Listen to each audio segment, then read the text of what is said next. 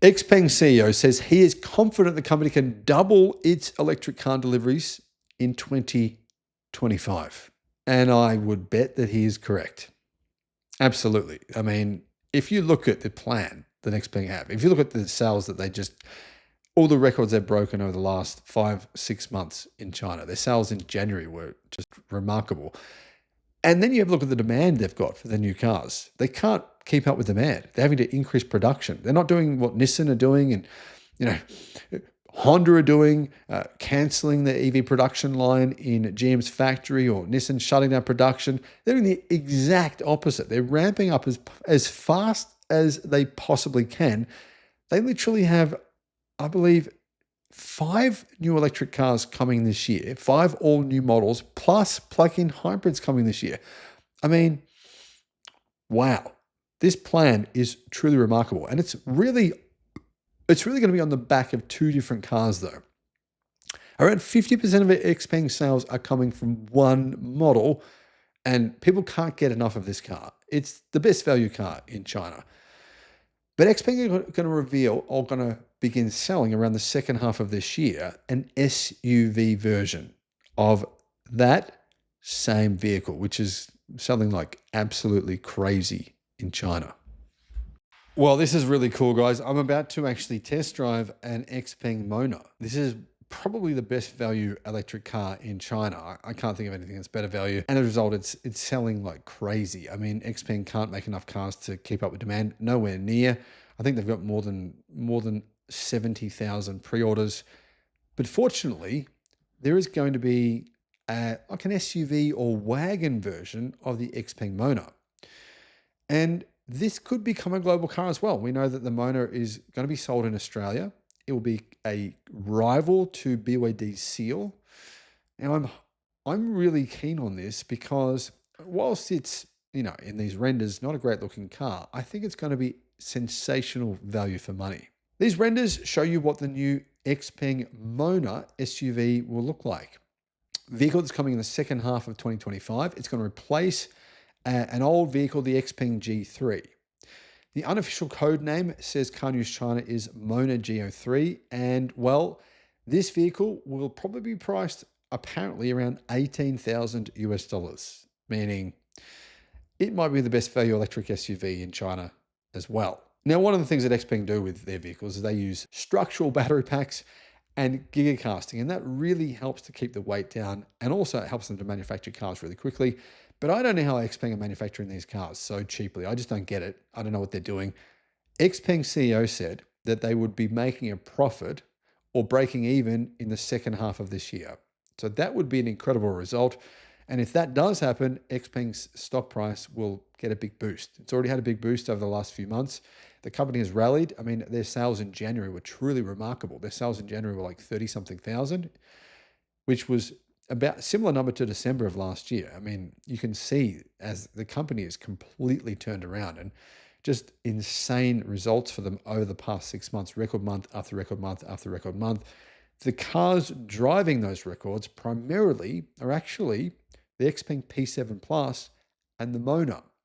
So this will be part of really the major revival of Xpeng.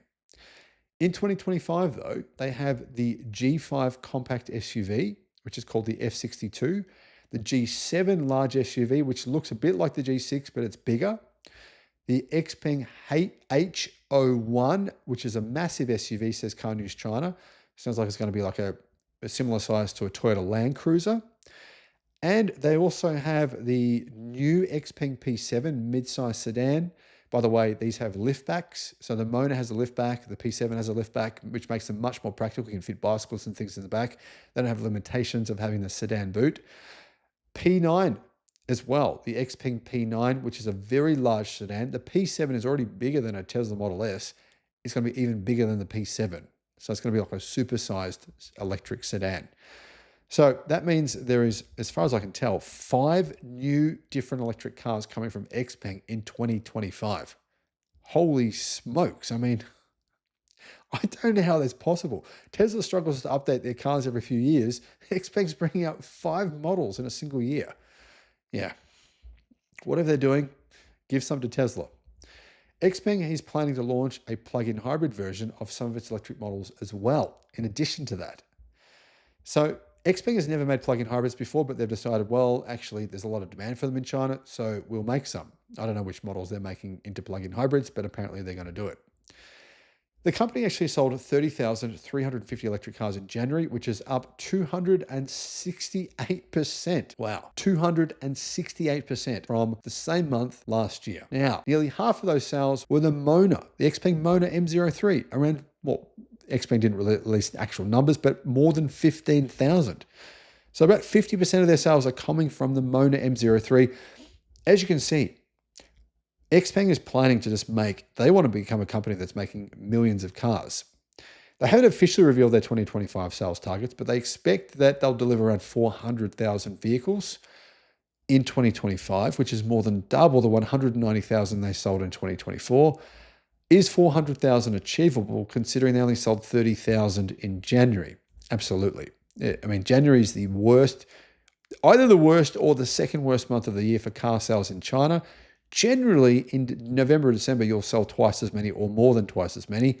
So the fact that Xpeng sold 30,000 in January this year means they might be selling 70,000 a month in November and December of this year. And obviously then that 400,000 figure is definitely going to be achievable. Guys, I'm just thinking to myself, this company has done some amazing stuff ever since the Volkswagen Group invested some money and showed some confidence and started talking about how great their EV platforms were, how good their software was. I think people started to realize it is actually really good. As you guys know, I own an Xpeng G6 and it is actually really good. What are your thoughts? Let me know in the comments.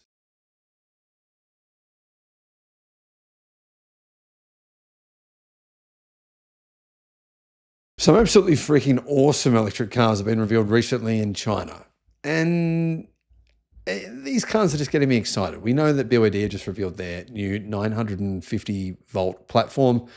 The new Han and the new Tang are going to get that platform. It has up to 600 kilowatt fast charging, or it might be 560. Anyway, it's around about that. It's insane charging speeds, right?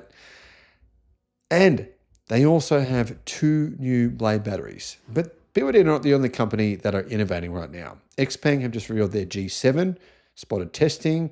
They say it's going to be the most capable SUV in its class. So many EVs coming out, it's unbelievable.